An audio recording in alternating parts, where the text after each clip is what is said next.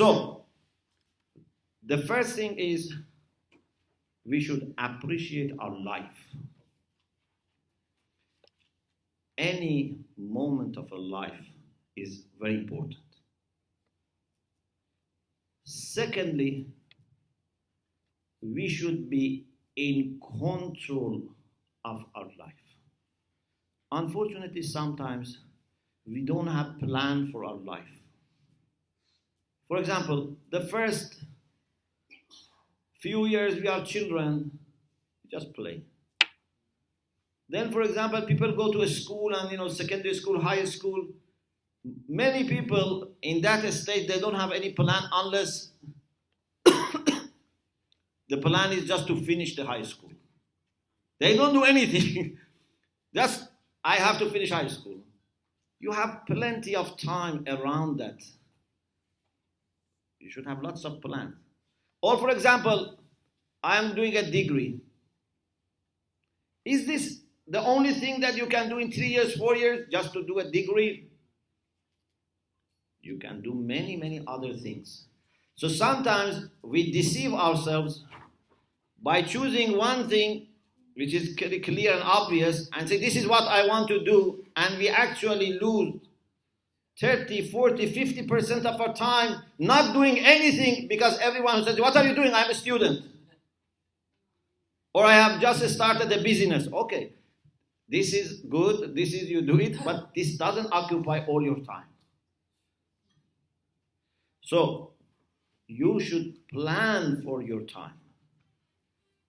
To not only days, not even to hours, at least to quarters. Some of our ulama, I heard from son of one of our very great scholars, who was a role model.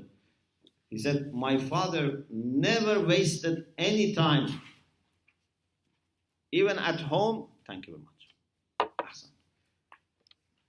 He was always doing something positive, either spending time with family, but in a productive way.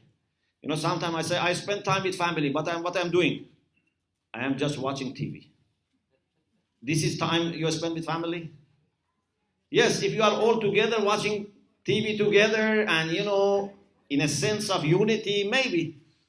But just to be physically there is not spending time with family. So, but if you have productive time with family, it's good. If you are, studying, washing, cleaning, cooking, it's good. If you are studying, it's good. Working on the garden, it's good. But just sitting somewhere and doing nothing, this is not good. And nowadays, unfortunately, yes, as it comes to your mind, there are so many distractions.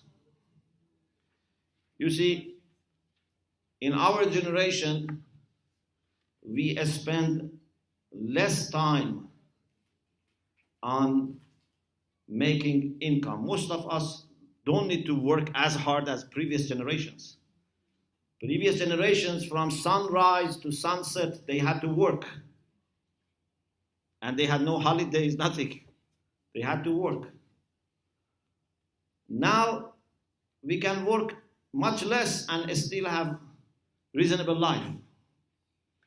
But it seems we are all busy.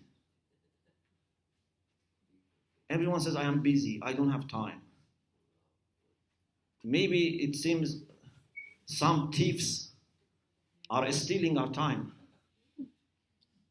Because we don't see any productivity that much for part of our day, part of our week, but still we are busy. So, in the past,